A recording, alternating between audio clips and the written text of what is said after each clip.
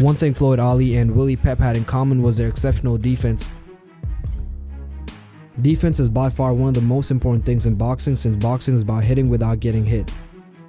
This video explains everything you need to know about defense and how to get good at it.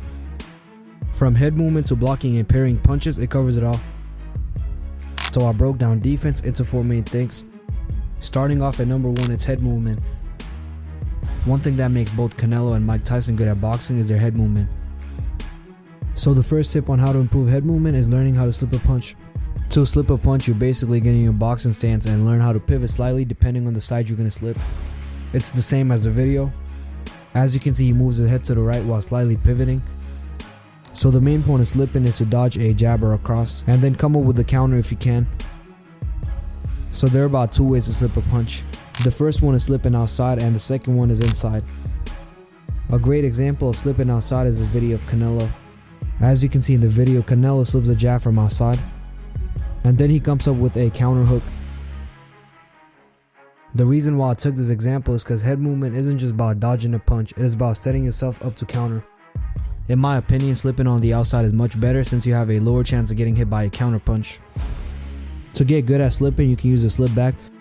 So to use it, you punch the back and slip when it comes back to you. Once you get the form right, make sure that you're moving around, pivoting, and shadow boxing. You can either get a slip back for about $15 or make it yourself. The second drill you can do is shadow boxing while using a slip rope. This is one of the best drills since a lot of people got boxing wraps, which can be used as a slip rope. Once you set up the slip line, you can start shadow boxing, slipping, and rolling. As for slipping, you don't have to pivot all the time. The next thing you need to know to get good at head movement is learning how to roll. This was something Mike Tyson did very often. A great example is this video of Mike Tyson.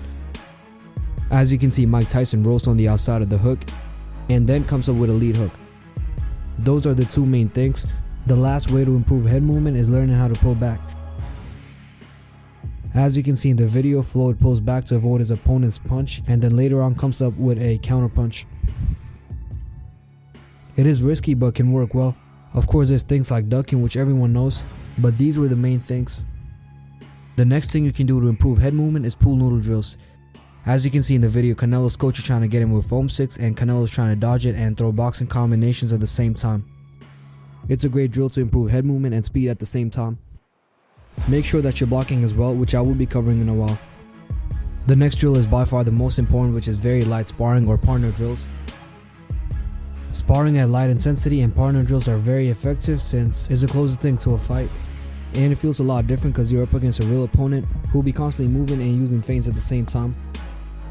The last drill is mitt work since your coach has the opportunity to adjust the speed and intensity of the mitts.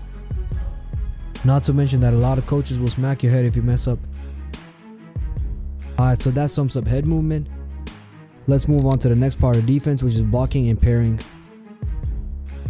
The reason why blocking and parrying punches can be very effective is because head movement cannot get you out of every situation, especially if you're in the corner of the ring. Alright, now it's time to cover how to block each type of punch. The best way to block a jab is to put your hands in front of you slightly. On average, I do recommend to slightly parry it with low intensity, since you will have the opportunity to land a counter. Block with my front hand, because look how it leaves me open for your right. Block with my back hand. Jab, I tap it. It's a tap. No power, no force. You should make sure that you're not doing too much and a light tap is enough. That was great advice considering he's a kickboxer. To block a cross, you put your hand in front of you while making sure that it's firm. You can always parry it depending on the situation. Sometimes you need to use a high guard, especially if your opponent is throwing 1-2 combination constantly. To use a high guard, you tuck your elbows in to protect your body while keeping your hands up to protect your face. Make sure that there's a little gap in between the guards so you can see shots coming at you. If the gap is too wide, you can get hit by an uppercut. At last, don't be in a rush to open up your guard since there is a high possibility you might get hit. Let's move on to how to block a hook or a body hook. To block a hook, you put your hands to the side the hook is coming. It is very similar to picking up a phone call. This video is a great example. To block a body shot, you lower yourself down a little and use your elbows to absorb the impact. At last, to block an uppercut, you lower yourself down a little and put your hands closely to absorb the impact. So these are the most common ways to block a punch. Let's move on to how to parry. So parrying is deflecting a punch or changing its direction. As you can see in the video, the boy parries a mitt, then uses the same hand to land across. A lot of times you can parry a punch using your lead hand and then come up with a counter. You can also parry a punch using your shoulder. As you can see in the video, Floyd parries a cross with his shoulder. He then comes up with a straight. No matter how much people hit on Floyd for running, he still had the best defense in boxing. He had fast head movement, reflexes, and reaction time. The best way to learn how to parry or block is light sparring or partner drills. Another great thing you can do to improve defense in general is to block while hitting the back. For example, throw a 1-2-3 block and keep moving around. Make sure that you're light on your feet and are getting faster at both blocking and footwork. Now that we're done with blocking and parrying, let's move on to the foundation of defense, which is footwork. The reason why good footwork is necessary is because you can fall back quickly after landing a clean shot and avoiding a counter. Make sure that you're using your lead hand to control distance so that you can avoid getting hit. The best ways to improve footwork are shadow boxing while learning how to move in and out. The second way is ladder drill, where you move in and out the ladder.